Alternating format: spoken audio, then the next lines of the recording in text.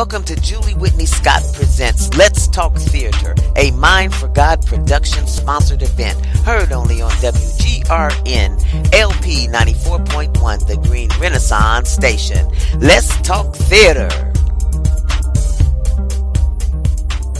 The Julie Whitney Scott Presents. I am so happy to have with me today two high school seniors from Pickerington High School Central. Welcome, Marquan Denby and Zora Shankin.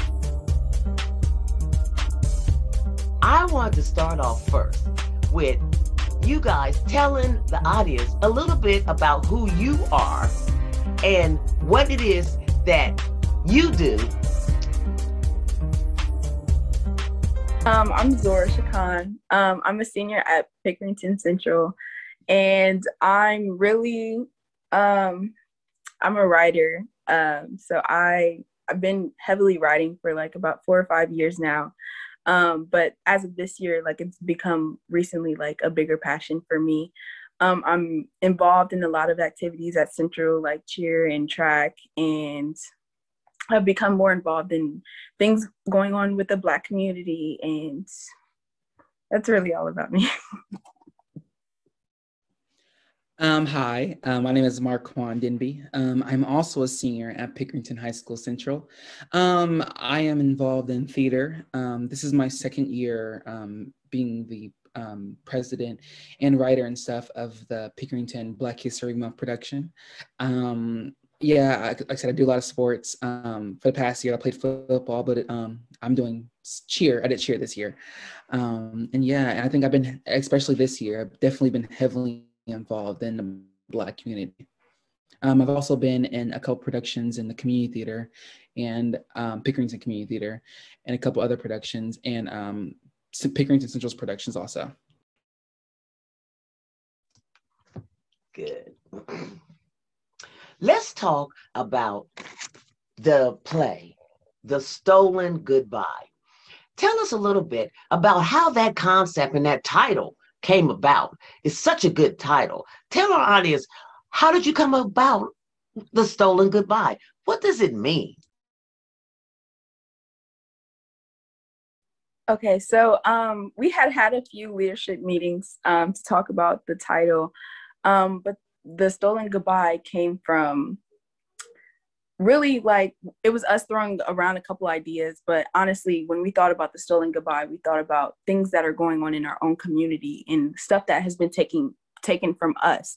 And specifically, like when we think about police brutality and stuff that's been going on for the past year or literally in the past, I just think it makes more sense to go with the show and what we're trying to portray to everyone.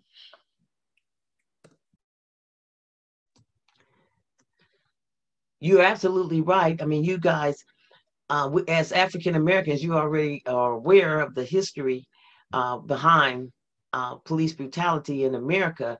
But I guess, so much so more with 2020, really put it in the forefront for you guys. Talk to us about how you two collaborated, because I believe that this play is a co-written production. Marquan, you were the director and a writer, and did you act in this play also? I couldn't remember. What I want you to talk to us about is, you guys came together, and you co-wrote this. How was that? It was actually a wonderful experience. For this production, we had different leadership. The one great thing I love about the Black History Month production is that it's student-led, run by the students, directed by the students, and written by the students. It's very, like I said, student-led. So we have other leadership other than me and Zora, who are the presidents. We asked them first. They're more the collaborators, and they gave us ideas of how to do things. Kind of set the foundation of what to do. Then me and Zora spent day and night writing the scripts over a couple months, writing the perfect script for the show. Like I said, once we got the script down, me and Zora decided. we're going to show everybody else. And we got their ideas as a student body, and we love their ideas and stuff like that. And once we got into the technical part, of course, we got into the lights, and we had the stage managers were also students, technicians were also students. So we spent days working with them to fix the lights and make sure the sets and stuff was up. So it was very, taught me how to become a director and stuff like that. And especially, I don't know for Zora, but it also taught us how to run a production of some sort. And of course, we had advisors like Ms. Washington, Kira Washington, and Dr. Michael Jackson, who's our advisors. They were great. But the great thing about them is they also gave us guidance of how to do things, but they also let us have free range of how to run a production. You say you brought it to the student body, and I like that, because apparently what happens with this, with the Black History Month production, is you have all the voices of your students. What was the most pressing thing when you were talking to the student body and asking them, like, hey, we want to do something for Black History Month? What is that? Did that decide, help you guys decide where you were going to go with the play? It was about a brother and a sister, and what they were fighting over, not fighting, but tell the audience, what's that plot? The most pressing thing for us was getting a message like to an audience in the way that we were going to deliver it. And so what really we developed the show, like with the plot and everything, was following originally just a brother, just this teenage guy, like dealing with depression. And what the audience wasn't supposed to know was that his sister had actually died due to police brutality. And so kind of how we like showed it in the beginning of the show was with the blue lights and everything, kind of how we had an angel of death go across the stage, just showing like little pieces of how the sister was actually dead. So we follow the brother through the entire show, going to group therapy, talking to other people about what he's dealing with, from what actually happened to his sister. And then the end of the show, it kind of like comes full circle and all together of what actually happened. And so I think this is something that Marquan and I were pressing about, trying to talk to the student body and our leadership about, is that how are we going to deliver this message to the audience, and how are people going to take us doing a show about police brutality, although it did happen in 2020 and it has happened in the past. This is something that is kind of a touchy subject with some people, and we just wanted to make sure that we delivered it in the best way as possible in a perfect show. And I think it all came together. And I also believe the one great thing about a production is we deal with topics that we don't usually talk about in the Black community a lot. That, of course, 2021, 2020 is starting to come more out with mental health and PTSD and stuff like that. As the main character, Enzo, is trying to deal with the depressions, his own stuff going on, you realize that he's not the only one going through it. And at the end of the day, the people that's going to be behind your back is your Black brothers and sisters. I think that's a great message we show, and that it kind of shows, I know for me, it showed me like it's okay to, it's okay to deal with this stuff. I shouldn't have to suppress it down. And not only does it show to young Black men and women, Black men, but it also goes to Black women also, and anyone that you don't have to go through it alone. Now, you guys you used all kinds of facets. You had singing, dancing, spoken word, and of course the words, the dialogue going on. What made you decide to do that, to use all of that? Was it just because you're at school and and it's, everybody that's in theater, we have to do something? Was it more to that than that? Oh yeah, for sure. I love, the main thing that I love about my school, and I think Zora loves it too, is that everyone has talents. Everyone has a special talent that they haven't showcased at all. Most people in the production were multi-sport people, but who knew they can come out and sing? But our main theme was, showing the talents, but also showing how the talents impact the story. So of course we had the dances. There was a one specific lyrical dance that I loved. Was the main character was kind of getting pushed to the afterlife with the angel of death, and of course we're showing the storyline, how it's still going with the storyline, but also shows the talents, the remarkable talents that they don't usually get to put on other than this 1 month or these 4 productions that we do. We had singing, of course, the people saying Rise Up. The main thing I love about this show is that it goes through a storyline, not with only the dialogue, but with also the dancing and singing. It shows we go from the start of being very heartbroken, very sorrow dancing, to the end where we sing Rise Up with the singers to kind of show we can make it through. Not only are we making a message with the actual play itself, but we're also making a message with the talent that we have.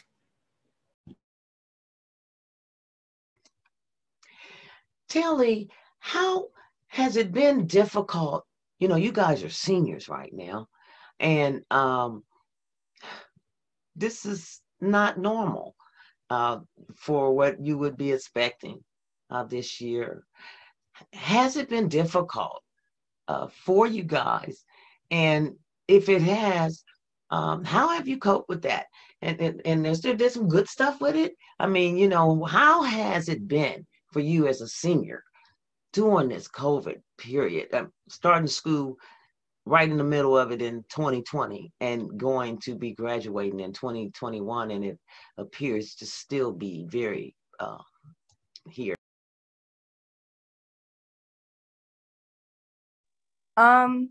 With senior year being in COVID, a lot of things have changed. A lot of things have changed for me specifically and around me in my environment. And I think for me, like my writing, I say this all the time, was kind of like my saving grace. Getting more into writing, just getting more involved in stuff that's going around in my community and stuff like that, online and everything, and getting closer with friends and everything. One big thing for me was doing BHM because it's the most exciting piece for me, like coming together all 4 years. And I think even with that, it's still, even with COVID and everything, it still felt like a family, and all of the connections were still there. Each and every show, even though we had to wear masks and even though we had to be social distance and everything, it was still just as normal as it used to be, like last year, with everybody there, and just all of the love that you feel right before you go on stage is just the same for me. So. Oh, yes. Kind of like what Zora said. This pandemic has been terrible, especially for it being your senior year. But this also taught me a lot more about myself and my purpose for being here. We've been through a lot with BHM, and like I said, like Zora said, our capacity at our theater is 400 seats, but we can only fill 110 because of the CDC. But with only those 110, it still felt like we had 1,000 people in there, like we were performing in the Madison Square Garden. It was a great experience. I think having a normal senior year was not meant for the cards for us, but it made it better. I know there's been worse, but I feel like it made me a better person, and I feel like it made everyone happy to be here, happy to give them more of a reason to be here. Everyone's come to the Black History Month production. Everyone's come to different school events, but it's a privilege at this point to be able to do it, and I think that's what makes it great. Yes, I know. I've been coming to them probably for the last 4 years myself.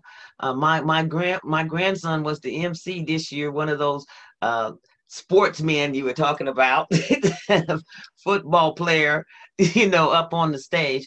And of course, my granddaughter, Anaya Dukes, is always, dancing, one of the dancers. She's been part of the Black History Month every year.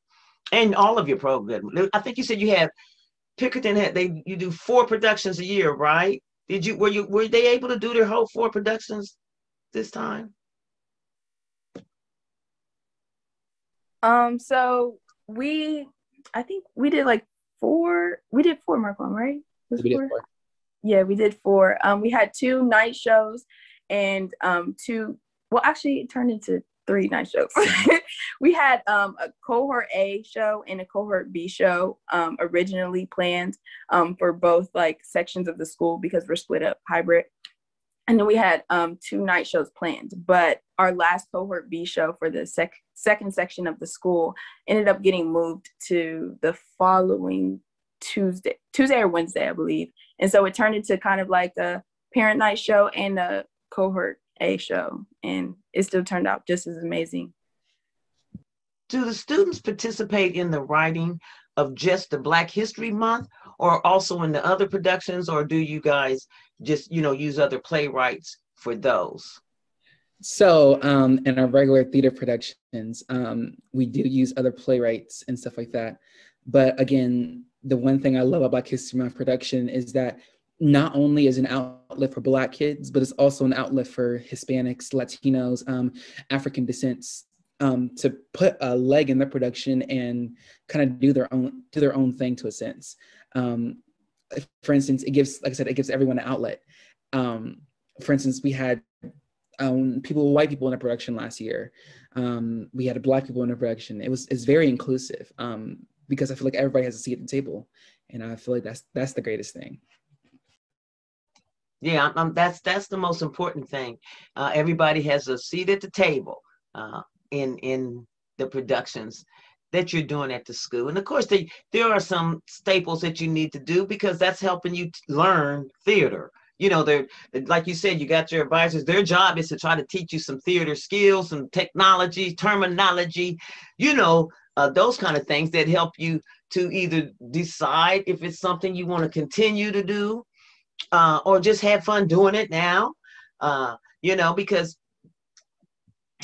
let's face it, most people got a job, a full-time, I got a check coming in the mail. I mean, every 2 weeks in my bank account while they're pursuing any theater things that they had. And that's even, especially writers. I mean, we got to have that. But guess what? Isn't it wonderful, though, that you can still do your dreams and you can still do the things that give you passion, and the things that you don't, at least that if you can't do them, you don't feel whole. I guess I'm talking about myself. I'm sorry, guys. No, you're right. But as an artist, you know what I'm saying? But I found that as artists, would you, attest to that? Do you feel at this young age yet that it's something that's in your blood that you must do? For me, I remember my first time being on stage, performing my first ever musical in the Christmas Carol at Central. It's actually right there, post there. But before my first musical, being on that stage was just a whole nother world. It felt like something, like, even though it was my first production, it felt like something I had to do, that it was my calling for God to, kind of put me there. And I feel like without it, I really don't have a lot to going on. I feel like without theater, that's it kind of makes me, Zora, how do you feel about your writing? Oh my gosh. I always say, like, it's the saving grace of my life. But for me, seeing Marquan go on stage and reading the last spoken word piece that I had wrote, How Dare You Kill My Sister, I had originally created that piece, and I had told him day and night, I was like, I hate this piece, Marquan. I hate it so much. And he was like, it's so good. It's so good. But like, once I had rewrote it and done like a whole bunch of like edits and stuff to it and heard him read it and heard the emotion, I was like, yeah, this is what I was feeling. And that for me, like, it changed everything for me. It changed how I wrote. It changed how like I write for other people. And it showed me that this is really what I want to do in my life. And this is what I want to take into the future. Well, both of you are high school seniors, and in just a little bit, you're going to be on your way to college or somewhere else in your life. So talk to us. Tell us, what kind of plans do you have going on for you? What do you see yourself doing as you graduate during this year? I definitely see myself continuing writing in my future. I had originally planned on going into college for journalism, but after this year, I've decided to switch to English to give more of a leeway to film writing, script writing, and creative writing also. I kind of want to do like how Ava DuVernay does for the community and gives back in what she creates. And that's what I want to do, like create something for my community so that I can show them love, just like they've shown me love. I think for me, I know Broadway is the dream. I want to make it to Broadway, be up there. I am going to school to the University of Toledo on a cheer scholarship, but I'm also going to major and get my BA in theater with an emphasis in performance, and also double major in communications. Again, once I get up there Broadway and make it back, I definitely want to come back and open up my own theater school, hopefully with collaboration with Zora. Maybe we come back again to open up our own theater school for at-risk youth, so they can so we can leave a legacy behind to not only me, but for everybody else trying to get up there. I commend you on warning both of you at such a young age that you are really have it in your heart and mind and a passion to give back to your community and to give back and to help those that are there. And believe me, if it's with you now, it will never leave you. I started volunteering on Suicide Prevention Hotline when I was 19 years old.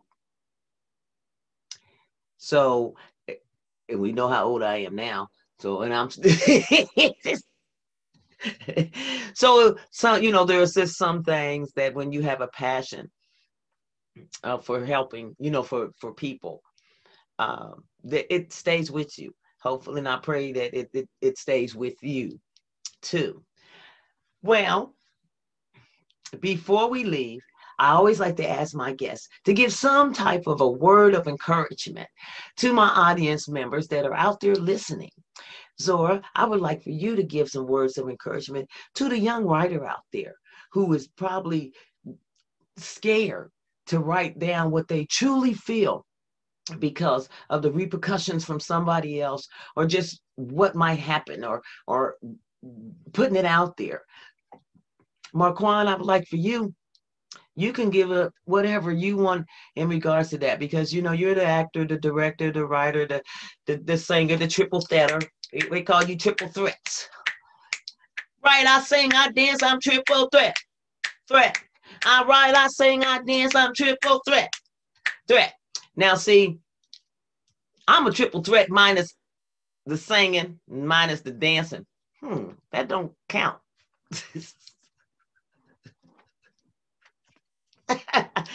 Well, I act, I write, I produce, I direct.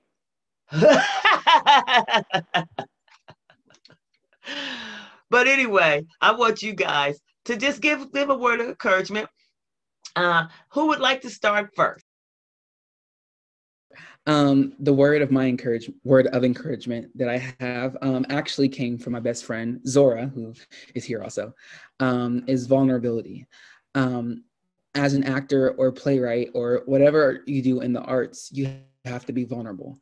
That doesn't mean always be sad at times, but it also means to open your heart up to putting your whole heart into your work. Whether that's producing the play or whether that's you being in the play, you have to give 110%. I don't think I personally knew what the word vulnerable and how to be vulnerable until I was in the last week of the production. Once I read the last poem that Zora wrote, How Dare You Kill My Sister, I didn't know what vulnerability meant. Even though I've been acting since I was like 8 years old, I didn't understand that was a foundation of becoming a great actor or a great producer or a great director, was you have to be vulnerable. And I think that, and another thing is you have to, with vulnerability, the great thing about being vulnerable is that it opens you up to be whoever you are or whoever you want to be. Whether that's you want to act a fool on stage or you want to be serious, the great thing about the stage and theater is that it's a place for you to be yourself. Be yourself while writing the play, be yourself while being in the play. It doesn't matter. theater is a great source for you to explore who we want to be. So I think being vulnerable is my word encouragement. Going off of what Marquan said, being vulnerable is the greatest connector in not only your writing, but in your own life. And I think being vulnerable has not only helped me in my own writing, but who I am as a person. I have honestly made the greatest connections and the most emotional connections with people. And I think once you take the risk and once you go out there and just write what you want to write, you start to feel more of an emotional release, but you start to feel more like yourself. And I think as a writer, sometimes we get the influence of others' opinions into our own writing. And sometimes that makes us question, like, if what we're writing is actually right or who we are as a person.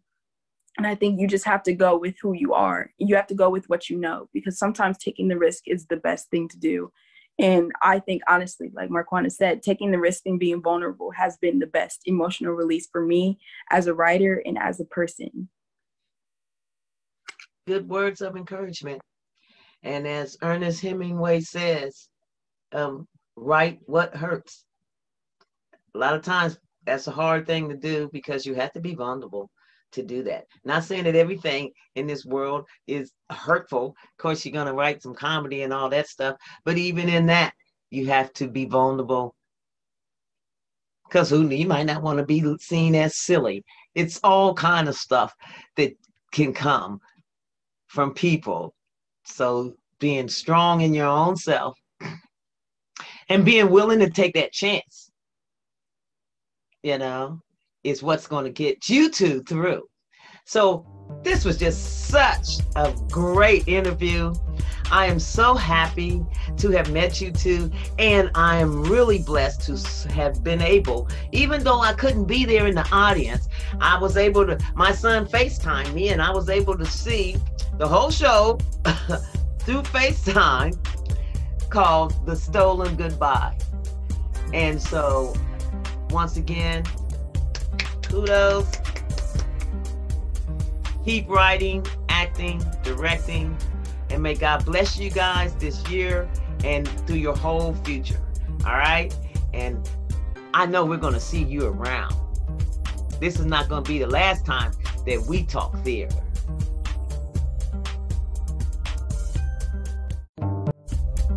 Thank you for joining me, Julie Whitney Scott, your producer and host of Let's Talk Theater, a Mind for God Productions sponsored event, heard only on WGRN LP 94.1. For the full video interview, go to my Julie Whitney Scott Facebook page.